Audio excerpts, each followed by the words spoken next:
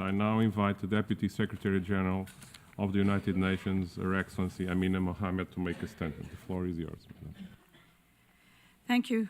Excellencies, Ambassador Maniratanga and Ambassador Vinhas, the co-chairs of our Preparatory Committee for the Financing for Development 4, Her Excellency Ms. Eva Granados, the Secretary of State for International Development, Spain, Mr. Junhua, our US Chief for DESA, Excellencies, welcome to the second session of the Preparatory Committee for the Financing for Development 4. And I have to say, it's been a long time since I've been in a room where there's been so much energy. The last time was civil society and gender issues. For this to be on finance, clearly it matters that we do have the means of implementation and the countdown for 2030. So thank you all for bringing that energy into this room. At the first PrepCom in Addis Ababa in July, we took stock of our progress since 2015, and we set an ambitious tone for the 4th International Conference on Financing for Development. Shortly after the Addis PrepCom, our co-facilitators issued a call for inputs, generating close to 300 contributions, a truly inclusive stakeholder gathering. This reflects the high expectations that you, member states, and other key stakeholders place on the Financing for Development Summit.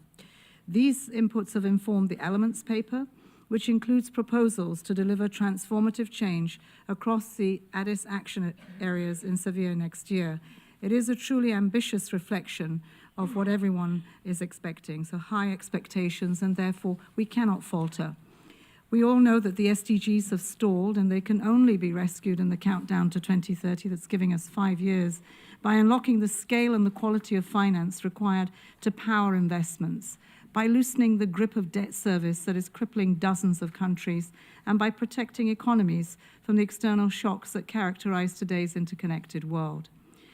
Yet, you are all here to maintain the momentum and ensure a high degree of ambition remains. Yesterday's academic day started us off in the right direction, with substantive discussions on the latest research and policy recommendations on the international debt architecture, on feminist fiscal policy to meet the SDGs, and on global tax reform. I hope these panels inspire you as you consider the proposals that are being put forward by the co-facilitators. But let me highlight a few. Domestic resources are at the core of development financing and the compact between citizens and states. No country should fall below a minimum of resources raised so that it can meet the core obligations to its people. It is time for us to establish a commitment to support all developing countries to raise their tax to GDP above 15%. We must also do better in mobilizing private investment. After 10 years of billions to trillions discussions, we still don't see the results at the scale or the impact required.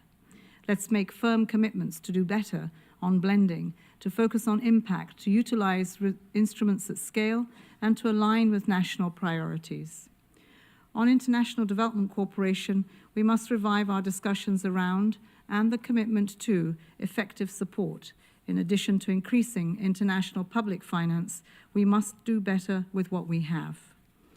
FFD4 also represents an important opportunity to fulfill the vision articulated in the Pact of the Future on the financial architecture reform. Let us address debt with bold ambition and create a debt architecture that truly empowers sustainable development.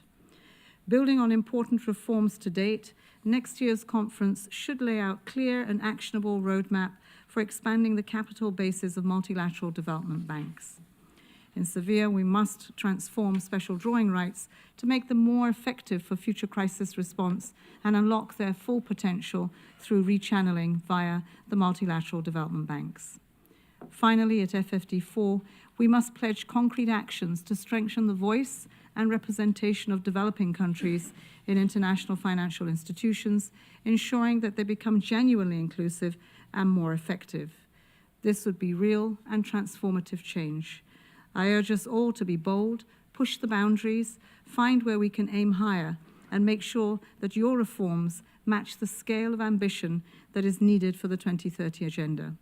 Let us honor those commitments for a more sustainable, peaceful, and prosperous world for all. Thank you.